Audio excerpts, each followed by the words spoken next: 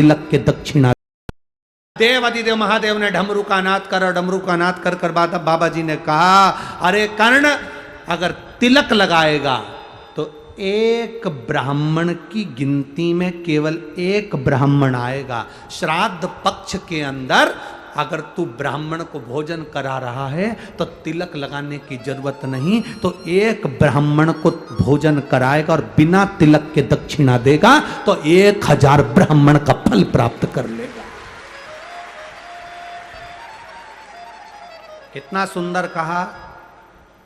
दाक तिथि पर भोजन कराओ तो तिलक कर कर दक्षिणा दो, और अगर 16 श्राद्ध में मान लो चतुर्थी का श्राद्ध है, पंचमी का श्राद्ध है, द्वितीया का श्राद्ध है, तृतीया का श्राद्ध है, सप्तमी का श्राद्ध है, अष्टमी का श्राद्ध है, ब्राह्मण को बुलाया, साधुजन को बुलाया, गुरुजन को बुलाया, किसी को भोजन करने बुलाया, आपने दक्षिणा दी पर तिलक नहीं लगाया, तो ये मान लो पंचमी का श्राद्ध, पंचमी को तुमने कहा कि हमारे दादाजी शांत हुए थे, तुमको नहीं मालूम कि पंचमी पे और कोई भी गया होगा, तुम्हें उसका स्मरण नहीं है।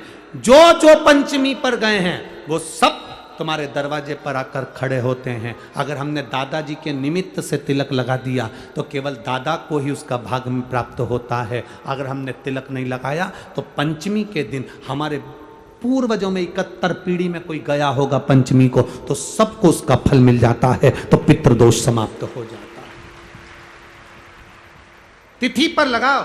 आप वैसे जिमा रहे हो 16 श्राद्ध के अलावा आप तिलक करो, दक्षिणा दो, मना ना। बाकी का श्राद्ध पक्ष में आप जितना बन सकता है उसको प्रेम से आनंद से करो सेवा, जितने प्रेम से कर सकते हो आप खूब भाव से सेवा करो।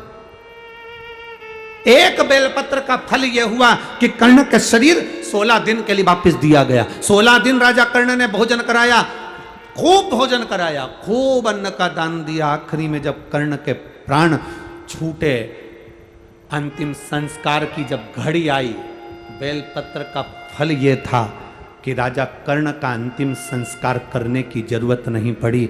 देव अधिदेव महादेव की दृष्टि पड़ी।